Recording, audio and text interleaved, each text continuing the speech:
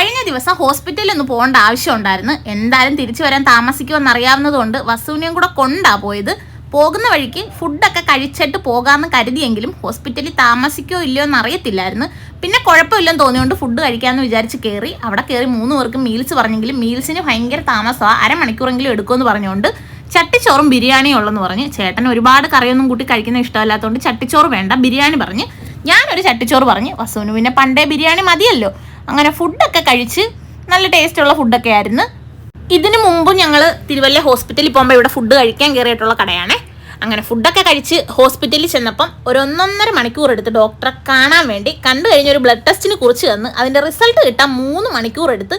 അങ്ങനെ ഹോസ്പിറ്റലിൽ ഇരുന്ന് ഞങ്ങൾ കുഴഞ്ഞ് മടുത്ത്. വസു അതിൻ്റെ ഇടയ്ക്ക് എന്തിനൊക്കെയോ വേണ്ടി വഴക്കൊക്കെ ഇട്ട് കരയുന്നുണ്ട്. അവസാനം ഞങ്ങൾ താഴെ ഇരുന്ന് മുകളിലിരുന്ന് ഇറങ്ങി നടന്ന് പിന്നെ കുറേ അവിടെ ഇരുന്ന് മെനക്കെട്ട് ഞങ്ങൾ സന്ധ്യയായപ്പോൾ വീണ്ടും വിശന്ന് ചായ കുടിക്കാമെന്ന് പറഞ്ഞ് പുറത്തിറങ്ങി നേരെ ബർഗർ ലോഞ്ചിലോട്ട് പോയി. ഓരോ ബർഗറൊക്കെ ഓർഡർ ചെയ്ത് അതുമൊക്കെ അവിടെ ഇരുന്ന് കഴിച്ച്. അങ്ങനെ റിസൾട്ട് കിട്ടുന്ന സമയം ഒരുവിധം ഞങ്ങൾ തള്ളി നീക്കി. ചേട്ടന് ഓരോ ചായയൊക്കെ കുടിച്ച് ഞങ്ങളിതേ പുറത്തിറങ്ങിയപ്പോൾ അവിടെ കുറേ മാങ്ങയൊക്കെ പിടിച്ച് നിൽക്കുന്ന ഒരു വീട്ടിൽ വസുവിന് ഞാൻ ഒരു മാങ്ങയൊക്കെ പറിച്ചു കൊടുത്ത് നേരെ വീണ്ടും ഹോസ്പിറ്റലിലോട്ട് പോയി. അപ്പോൾ ഇത്രയൊക്കെ